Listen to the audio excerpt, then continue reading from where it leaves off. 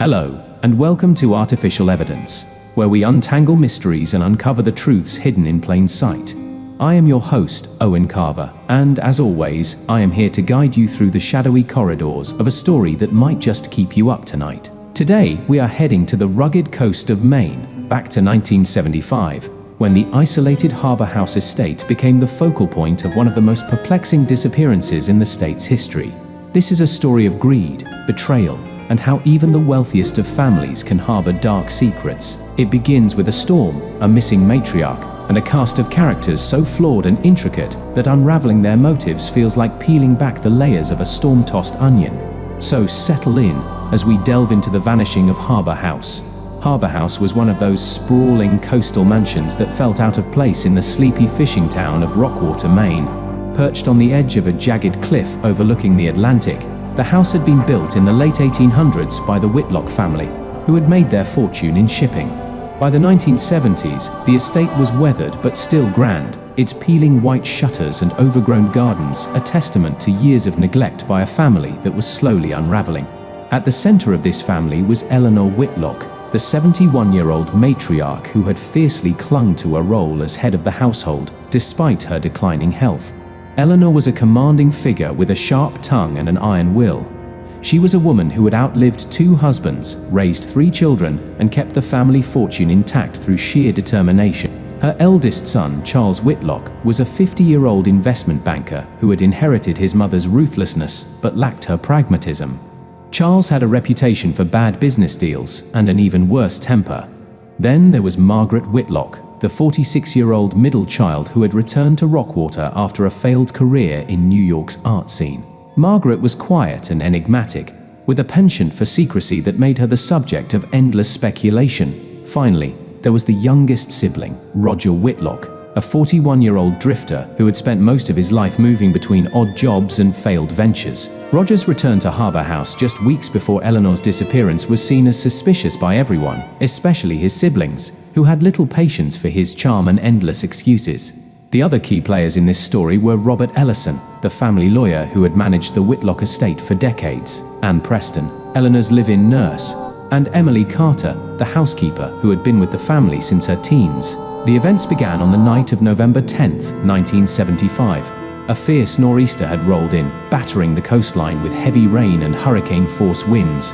The staff had retired for the night, and the Whitlock siblings were gathered in the drawing room, drinking brandy and bickering over the future of the estate. Eleanor had gone to bed early, complaining of a headache. The next morning, Emily Carter discovered that Eleanor was missing. Her bed was neatly made, and there was no sign of a struggle. But her cane was still in the corner of the room, and her slippers were by the bedside. A search of the house revealed nothing, but when the storm finally cleared, Anne Preston found something chilling on the cliffside path, a single strand of Eleanor's signature pearl necklace tangled in a thorn bush. The Whitlocks quickly called the police, but the investigation stalled almost immediately. The storm had washed away any potential evidence, and the family's conflicting accounts of the previous night only added to the confusion. Charles insisted that Eleanor had been acting strangely in the days leading up to her disappearance, while Margaret hinted that their mother had been depressed. Roger, on the other hand, claimed to have heard someone moving around the house in the middle of the night, but his credibility was undermined by his history of lying. For weeks, the disappearance dominated local headlines. Theories ranged from an accidental fall to foul play, with each family member becoming a suspect in the eyes of the public.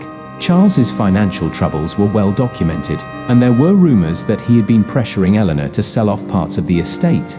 Margaret's secretive nature fueled speculation that she was hiding something, while Roger's sudden return to Rockwater raised questions about his motives. Then, in early December, a shocking discovery was made. A local fisherman found Eleanor's body washed up on a rocky inlet several miles down the coast.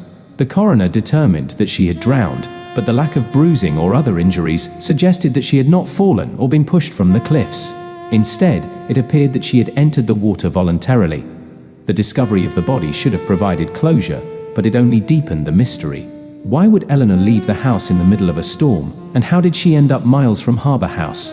As the investigation continued, Robert Ellison, the family lawyer, revealed a startling piece of information. Eleanor had recently updated her will, cutting Roger out entirely, and leaving the majority of her estate to a charitable foundation. This revelation turned the spotlight on Roger, who had the most to gain from his mother's death.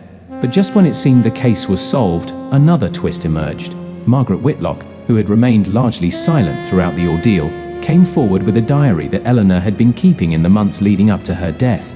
The entries painted a picture of a woman haunted by paranoia, convinced that someone in her own family was plotting against her.